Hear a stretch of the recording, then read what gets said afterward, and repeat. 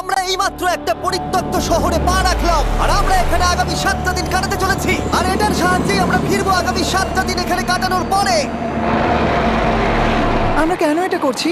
কন্টেন্টের জন্য। এই ছবির মতো শহরটা যুদ্ধের সময় বোম ফেলার কারণে পরিত্যক্ত ঘোষণা করা হয়েছে, অর্থাৎ এখানে এখন আমরা এবং আমাদের ক্যামেরাম্যান ছাড়া আর কেউ নেই, অন্তত আমরা তাই জানি। আমাদের অ্যাডভেঞ্চার কি এই ছাদ থেকে শুরু হচ্ছে?